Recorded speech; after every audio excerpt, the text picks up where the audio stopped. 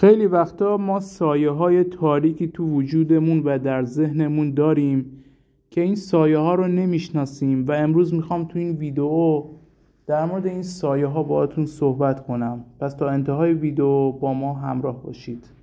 حسادت اولین سایه است که میخوام باهاتون صحبت کنم. تا حالا فکر کردید به این موضوع که در یک محیطی قرار دارید و یه نفر داره بهتون حسادت میکنه؟ حسادت بخشی از انرژی منفی هستش که جز سایه های تاریک ذهن انسانه. حسادت بعضی موقع باعث میشه که این انرژی منفی که طرف مقابل نسبت به شما داره روی زندگی شما هم اثر منفی بذاره. برای همین باید قاطع باشید و وقتی در این شرایط قرار دارید حتما اون فرد رو برای همیشه از زندگیتون حذف کنید. دومین سایه مقایسه کردنه.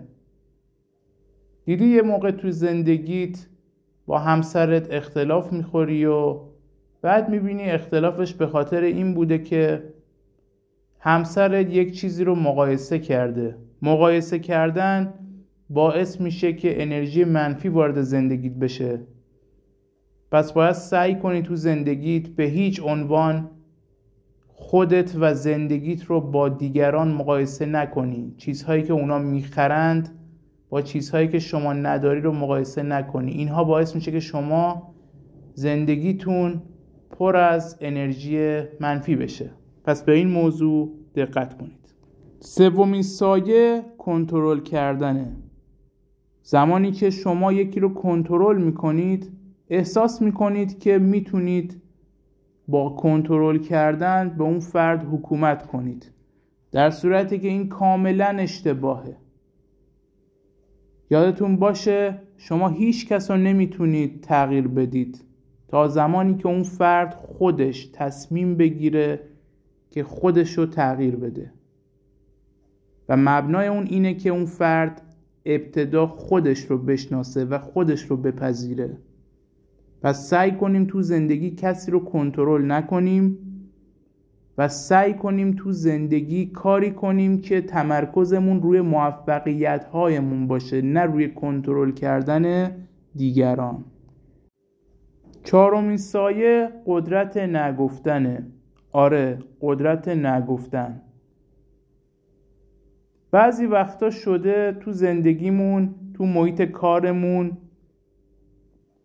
یک سری از افرادی که خیلی دوستشون داریم پیشنهادی به ما میدن و ما بدون اینکه با فکر منطقی به این موضوع نگاه کنیم سعی میکنیم بهش بگیم باشه من این پیشنهادتو میپذیرم و این کاملا غلطه و باید قدرت نگفتن داشته باشیم بدون اینکه رو در وایسی داشته باشیم و بدون اینکه بخوایم به این فکر کنیم که اگر من به این فرد نبگم این فرد از من ناراحت میشه.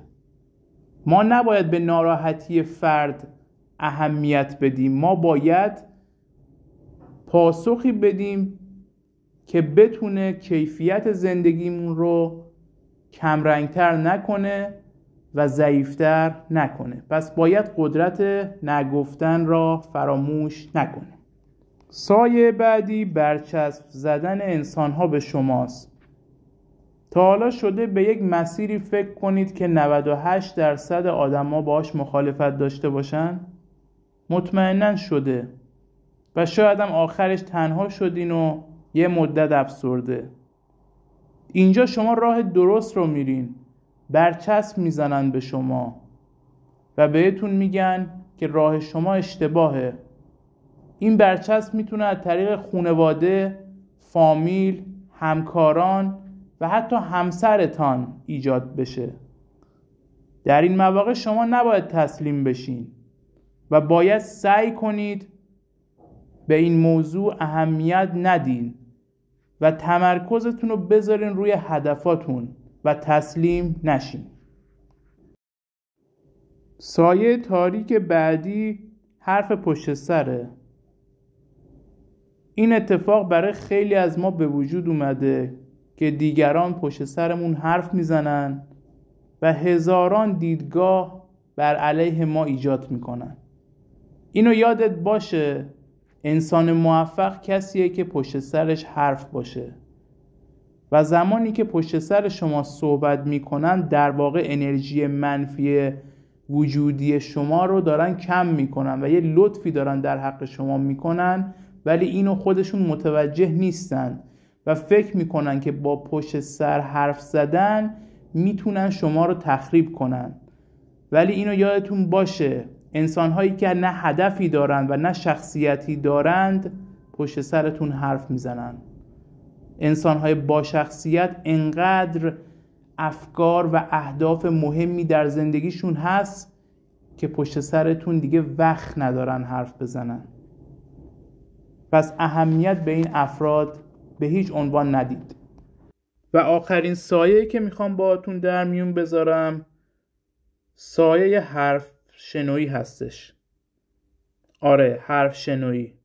خیلی از ما آدما به خاطر حرف شنویی زندگیمون رو نابود میکنیم، روابطمون رو از بین میبریم، ارتباطمون رو یه جورایی سخت میکنیم با طرف مقابل و سوء تفاهم‌هایی به وجود میاریم که این سوء تفاهم‌ها خیلی تو زندگیمون ضربه محکمی میزنه. پس سعی کنیم تو زندگیمون حرف شنو نباشیم و اون چیزی رو باور کنیم که میبینیم، میشنویم و حس میکنیم.